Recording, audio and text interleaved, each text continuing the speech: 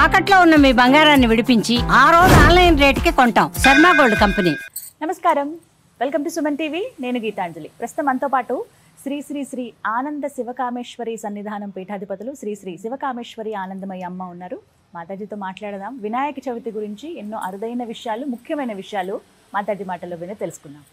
అమ్మ నమస్కారం. శ్రీమాత్రే నమః. శ్రీమాత్రే నమః. వినాయక చవితి వచ్చేస్తోంది. ఎన్ని సందేహాలు. ముందుగా అసలు ఆయన్ని తీసుకొచ్చి ఇంట్లో మేము ప్రతిష్ఠించుకుంటాం అన్న దగ్గర నుంచి ప్రారంభిస్తే ఎలా పూజించాలి, ఏ వస్తువులు పెట్టాలి, ఏమేమి నైవేద్యంగా పెట్టాలి, అసలు ఆయన ఎలా ఉండాలి, ఎలాంటి విగ్రహాన్ని ఇంటికి తెచ్చుకోవాలి, ఇలా రకరకాల సందేహాలు ఉంటాయి. ఇందులో భాగంగా వినాయక చవితి ధర్మ సందేహాలు మీ ముందు ఉంచుతున్నాను. తప్పకుండా. అందుకు కూడా ప్రేక్షకులు అడిగినటువంటి ప్రశ్నలమ్మ. ఇందులో భాగంగా ముందుగా అడిగేది ఏంటంటే, మొదటి సందేహం, వినాయక చవితి పూజ చేస్తున్నాం. అవును. మామూలుగానే ఏదైనా పూజ చేసేటప్పుడు పసుపు గణపతిని పెట్టి పూజ చేస్తూ ఉన్నాం. అవును. మరి ఈ గణపతి వ్రతం చేసేటప్పుడు కూడా పసుపు గణపతిని ముందుగా పెట్టి పూజించాలా, లేకుంటే డైరెక్ట్ గా మేము తెచ్చుకున్నటువంటి విగ్రహం పెట్టి పీట మీద అలా పూజించుకుంటే చాలా? ఖచ్చితంగా పసుపు గణపతి పూజ చేసిన తర్వాతే గణపతి విగ్రహానికి పూజ చేయాలి. నేను ఇదే సందర్భము వరలక్ష్మి వ్రతంలో కూడా చెప్పాను. ఎందుకంటే ఆకారం నుంచి నిరాకార స్వరూపానికి రావడమే పూజ యొక్క అంతిమ లక్ష్యం. ముందు నిరాకారుడు అని గ్రహించాలి అంటే పసుపు గణపతి కావాలి. ప్రప్రథమంగా హరిద్రా గణపతి పూజ చేసిన తర్వాతే గణపతికి పూజ చేయాలి. ఇది తప్పనిసరి. ఇది చాలా సందేహం అందరికి. ఎలాగో గణపతికే చేస్తున్నాం కదా, మళ్ళీ ఎందుకు ప్రత్యేకంగా? ఆ గణపతిని అక్కడే ఆ కిందనే ఉంచాలి కదా. ఉంచాలి. శుక్రవారం మంగళవారం కాకపోతే హరిద్రా గణపతిని యథాస్థానాల్లో పెట్టేయచ్చు. శుక్రవారం మంగళవారం అయితే అది కూడా ఉంచాలి.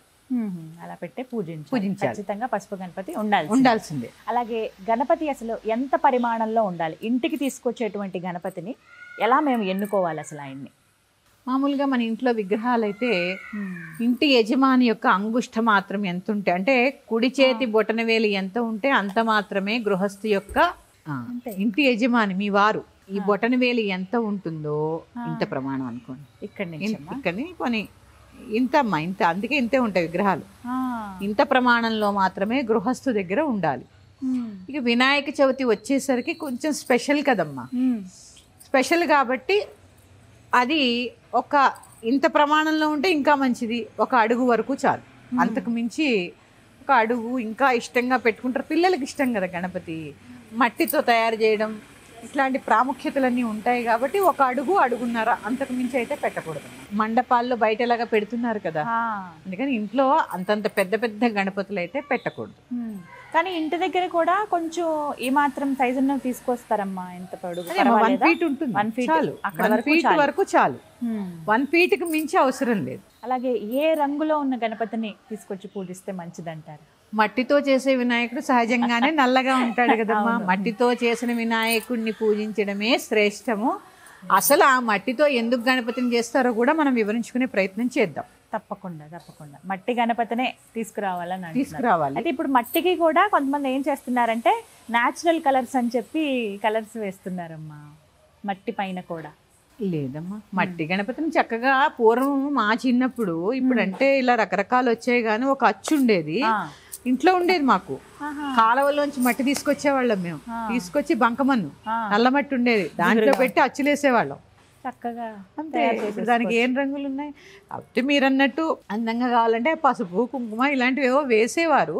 సహజంగా అయితే నల్లగా ఉన్న మట్టి గణపతినే పూజిస్తారు. అదే శ్రేష్టం అని. అదే శ్రేష్టం. అలాగే అమ్మా, ఇప్పుడు చూస్తున్నాం కొన్ని, మీ అంతటి మీరే చక్కగా గణపతిని తయారు చేసేసుకోండి, మట్టి గణపతి కూడా అక్కర్లేదు, మీ చేతులతో మీరు పిండితో గణపతిని తయారు చేసుకోండి అని. అచ్చం గణపతి రూపం ఎలా అయితే ఉంటుందో అలా బియ్య పిండి, కొంతమంది గోధుమ పిండి ఉపయోగించి అందులో కొంచెం పసుపు, కొద్దిగా నెయ్యి అవి కలిపి, సుగంధ ద్రవ్యాలు ఏమైనా కలిపి అలా గణపతి ఆకారంలో చేసి ఆ గణపతికి పూజిస్తున్నారమ్మా. అసలు మన శాస్త్రంలో ఉందా ఇలా చేయొచ్చా? లేదమ్మా. అసలు గణపతి నవరాత్రులు వర్షాకాలంలోనే ఎందుకు వచ్చాయి అన్న ఆలోచన మనకు వస్తే ఈ ప్రశ్నకు సమాధానం దొరికినట్టే. అంతేనా? ఎందుకంటే వర్షాకాలంలోనే ప్రత్యేకించి గణపతి నవరాత్రులు ఎందుకు వచ్చాయి, వినాయక చవితి వర్షాకాలంలోనే ఎందుకు వచ్చింది, మరి గణపతి మూర్తిని పెట్టి ఎందుకు పూజ చేస్తాం అనేది తెలుసుకునే ప్రయత్నం చేద్దాం. ఇంట్లో ఉన్న పిండితో మాత్రం చేయకుండా ఉండడమే శ్రేష్టం. మట్టితో చేసిన వినాయకుడే సర్వవేళ సర్వావస్థలు ఎందు శ్రేష్టము పూజకి. ఒకవేళ ఓపిక ఉంది, మట్టి దొరుకుతుంది, మంచి మట్టి అంటే కనుక వాళ్ళే చక్కగా తెచ్చుకుని అలా తయారు చేసుకోవచ్చు. చేసుకోవచ్చు. చిన్నపిల్లల నుంచి పెద్దవాళ్ళ వరకు భలే ఆసక్తి చూపిస్తారు తయారు చేయడానికి. మా గణపతిని అసలు మట్టితోనే ఎందుకు తయారు చేస్తారు? ఇప్పుడు మామూలుగా విగ్రహాలంటే రకరకాల లోహాలతో తయారు చేసి తీసుకొస్తూ ఉంటారు, కానీ ఎందుకు ప్రత్యేకం వినాయకుడికి మట్టితోనే చేయటం? అందులోనూ ఈ కాలంలో అంటే ఒక్కొక్క పండగ ఒక్కొక్క కాలంలో మనం చూస్తూ ఉంటాం. ఈ వర్షాకాలంలో వినాయక చవితి అసలు ఎందుకు వచ్చింది? దీనికి ఏమైనా ప్రత్యేకమైన కారణాలు ఉన్నాయా? ఉన్నాయమ్మా. ఎందుకంటే ఏదైనా ఒక మనిషి యొక్క జీవనశైలిని అనుసరించే ఏ పూజలైనా ఉంటాయి. అలా చూసుకుంటే పూర్వము, ఇప్పుడంతా మనం సిటీ వాతావరణంలో ఉంటున్నాం, కానీ పూర్వం అంతా పల్లెటూరు వాతావరణంలో చెరువులు, కాలవలు, బావులు ఇవన్నీ ఉండేవి. అవును. ఇన్ని రోడ్డు సదుపాయాలు లేవు. చెరువు పొంగినా ఊరు మునిగిపోతుంది. అవునా? వర్షాలు ఎక్కువ ఉన్నప్పుడు చెరువు, అప్పుడు ఏం చేస్తారు, చెరువు లోపల ఉన్నటువంటి మన్నుని బయటికి తీస్తే కొంత లోపలికి వెళ్ళే ఆ నీరుని ఇంకా పీల్చుకునే శక్తి చెరువుకు వస్తే ఊర్లు మునగవు కదా. ఏం చేస్తారు, ఆ మట్టిని తీసి బయటికి, అందుకని విగ్రహాలు తయారు చేసేవారు. ఏదైనా కూడా ఒక మనిషి మనుగడ కోసమే మన ఋషులు మునులు దర్శించి మనకి ఏర్పాటు చేసినటువంటివి ఈ వ్రతాలు, పూజలు. ఈ నీరు ప్రభావం వరదలు రాకుండా చక్కగా కాలువలో మన్ను తీస్తూ ఉంటారు. ఆ బంకమన్ను చెరువులో ఎక్కువ ఉంటుంది, ఆ చెరువుల్లోంచి ఏరుతూ ఉంటారు. తీసి ఏముందమ్మా, ఒక ఊరు అయితే ఇంత మట్టి తీయచ్చు, ఏమవుతుంది, ఒక లేయర్ తగ్గుతుందా లేదా, అప్పుడు నీరు ఇంకుతుంది కిందకి. ఇట్లా ఇవన్నీ ఆలోచించే మనకి ఆ సమయంలో వర్షాకాలంలో ప్రత్యేకంగా మట్టి గణపతిని చెయ్యాలి అని చెప్పింది కూడా ఇందుకే కారణం అది. అలాగే గణపతికి ఎక్కువగా ప్రకృతితోనే సంబంధం ఉంది అని చెప్తారమ్మా. అవును. పత్రి విషయం మాట్లాడుకుందాము. అలాగో ఇంకొకటి ఉందమ్మా, పత్రి కాకుండా ఇప్పుడు నేను చెప్పాను మీరు మట్టితోటే ఎందుకు చేయాలి అని. గణపతి ప్రత్యేకించి దేనికి అధిపతో తెలుసా అమ్మా? మూలాధార చక్రమునికి అధిపతి. మూలాధార చక్రము అంటే మూలము, భూమికి సంబంధించిన దేవుడు గణపతి. అంటే ఆ భూమి అంటే మట్టే కదా, అందుకని ఆ మట్టితో ఆ భూమిలోనే ఉన్నాడు కాబట్టి ఆ భూమి నుంచి చేసినటువంటి మట్టితోనే, భూమిలో వచ్చేటటువంటి మట్టితోనే గణపతిని తయారు చేస్తే గణపతి ఉన్నట్టే అక్కడ. ఎందుకంటే ఇందాక చెప్పాము, శుక్లాంబరధరం విష్ణుం, భూమిలో మూలాధార చక్రానికి అధిపతి. మూలాధార చక్రం ఎక్కడ ఉంటుంది? అన్నిటికన్నా మూలం ఏంటి? భూమి. అంటే ఇంకా చూడండి, ఇంకా మనం చూస్తూ ఉంటే ఆయన పూజ అంతా చూడండి, మట్టితో చేసిన వినాయకుడు, పత్రిలు, పాలవెల్లి, ఇలా చూసుకుంటే ప్రతిదీ ప్రకృతితోటే ముడిపడి ఉంటాయి. అందుకని కేవలము మట్టితో చేసిన వినాయకుడిని మాత్రమే మనము పూజ చెయ్యాలి. అమ్మ, మరొక సందేహం. వరలక్ష్మి వ్రతం చాలా చక్కగా పూజ చేసుకున్నారు అందరూ. అవును. మీరు చెప్పినట్టుగా చాలా మంది కలశం పెట్టుకుని చక్కగా కుదిరితే ఫోటో పెట్టుకుని పూజ చేసుకున్నారు. విగ్రహాల్లాగా ఏర్పాటు చేయడం చాలా వరకు తగ్గింది. అది సంతోషించే విషయమే. అయితే అందులో మీరు చెప్పిన విషయం ఏంటంటే చేతులు అలా విడిగా తీసేస్తున్నారు, కాళ్ళు అలా విడిగా తీసి పెడుతున్నారు, మొహం ఆకృతి, తల భాగం ఇలా తీస్తున్నారు. అది అసలు ఎంతవరకు కరెక్ట్ ఆలోచించండి అన్నారు. ఆలోచించారు అందరూ. అదే ఇక్కడ వినాయకుడి విషయానికి వస్తే అదే కదా జరుగుతుంది. ఇప్పుడు శరీరం, బాడీ ఒక్కటి తయారు చేసిన చేతులు అతికిస్తారు, శిరస్సు భాగం అతికిస్తారు. మరి వినాయకుడికి అలాగే ఉంటుంది కదా, మరి వినాయకుడిని ఎలా పూజించమని ఎలా చెప్తున్నారు? తప్పకుండా తెలియజేస్తాను. ముందుగా మీరు ఇందాక చెప్పారు, మీరు చెప్పిన తర్వాత చాలా మంది కలశానికి ఏర్పాటు చేసుకుని చాలా మంది అమ్మ నా దగ్గర కూడా వచ్చి చెప్పారు. నా మాట విని అలా పూజ చేస్తున్న వాళ్ళందరికీ కూడా ధన్యవాదాలు. అలాగే మా ఆశ్రమం తరపు నుంచి ఆశీస్సులు.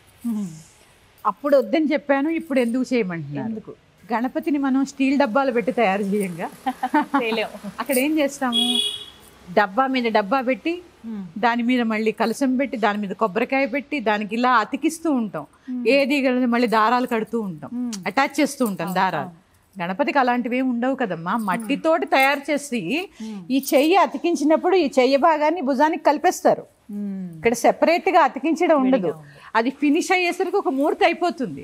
మనం నిమజ్జనం చేసినప్పుడు కూడా ఎలా ఉన్న మూర్తిని అలాగే నిమజ్జనం చేస్తాం తప్ప కాలికి కాలు కీలు తీసేసి అయితే నిమజ్జనం చెయ్యం కదా. ఇది అక్కడ వద్దన్నది. అది ఏ శరీర భాగాన్ని మనం ఆ మూర్తి నుంచి విడదీయం. మూర్తి ఎలా తెచ్చామో అలాగే నిమజ్జనం చేస్తాము. పూర్తిగా తయారైనటువంటి మూర్తినే అక్కడ పెట్టుకుంటాము.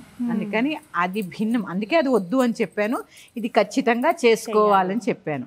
ఇంకా తెలుసా అమ్మా, మళ్ళీ వచ్చే సంవత్సరం లోపు మన జీవితంలో విఘ్నాలు ఉండకూడదు అనుకుంటే ఈ వినాయక చవితి ఖచ్చితంగా చేసుకొని తీరాలి. అందరూ ఆచరించవచ్చమ్మా? అందరూ ఆచరించవచ్చు. పైగా ఇంకోటి ఉంది ఇక్కడ, కేవలం మగవాళ్లే చేసుకుంటారు, ఆడవాళ్ళు చేసుకోరు అనేది ఒకటి ఉంది. అది తప్పు. స్త్రీ కూడా చేసుకోవాలి.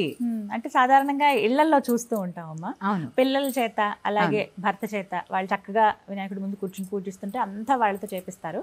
భార్యలతో అమ్మ ఏం చేస్తుందంటే పక్క నుండి అన్ని సర్ది అమర్చి ఇస్తూ ఉంటుంది. అంటే మీరు దీపం పెట్టండి, పిల్లలు మీరు దండం పెట్టుకోండి, అన్ని ఆవిడ అమరుస్తూ ఉంటుంది. కానీ ప్రధానంగా పూజ చేసేది మాత్రం భర్త, పిల్లలు. అవును. అంటే ఇదొక ఆచారం ఏంటి అనేది ఒక సందేహం. లేదమ్మా, పాపం గృహిణులు ఏంటంటే వంటలో ఉంటారు కదా, ఆ సమయంలో పిండి వంటలు చేసే దాంట్లో బిజీగా ఉంటారు. కానీ వ్రతం అనేది ఇద్దరూ ఆచరించవలసిందే. ముఖ్యంగా గణపతి మీ జీవితంలో ఎటువంటి విఘ్నాలు అడ్డంకులు ఉండకూడదంటే దంపతి సమేతంగా పిల్లలతో సహా కూర్చుని పూజ చేసుకోండి, ఒక భజన చేయండి. ఎందుకంటే నవవిధ భక్తుల్లో కీర్తనం కూడా ముఖ్యము. అర్చన ఎంత ముఖ్యమో కీర్తనం కూడా అంతే ముఖ్యం. చక్కగా భజన చేయండి, పిల్లల చేత చేయించండి. నృత్య గణపతి, నాట్యం ఇష్టం ఆయనకి, గానం ఇష్టం. ఇవన్నీ కూడా గణపతికి ఎంత చేసినా కూడా తక్కువే. పైగా చూడండి, సుముఖశ్చేకదంతశ్చ కపిలో గజకర్ణిక లంబోదరశ్చ వికటో విఘ్నరాజో గణాధిప ధూమకేతుర్గణాధ్యక్ష పాలచంద్రో గజాహ్న వక్రతుండో స్వర్పకర్ణ హేరంబ స్కంద పూర్వజ. 16 నామాలు, 16 షోడశ కళలకి ప్రతీక గణపతి, 16 రకాల ఐశ్వర్యాలకి అధిపతి. ఆయన్ని పూజిస్తే జ్ఞానము, ఆనందము, సంపద ఇవన్నీ కలుగుతాయి. ఇవన్నీ ఇచ్చేటటువంటి ఏకైక దేవుడు గణపతి. తెలుసా మీకు? విద్య వస్తుంది అంటే జ్ఞానం వస్తుంది. లక్ష్మీ గణపతి సంపదనిస్తాడు, జీవితంలో విఘ్నాలు లేకుండా చేస్తారు. ఇవన్నీ ఉన్నాయండి మా దగ్గర, ఆనందం లేదు అనే వాళ్ళకి ఆనందాన్ని కూడా ఇస్తాడు. అందుకే ఎప్పుడూ ఆనందంగా ఉంటాడు. ఆయన్ని చూస్తే కూడా మనకి చాలా ఆనందం కలుగుతూ ఉంటుంది.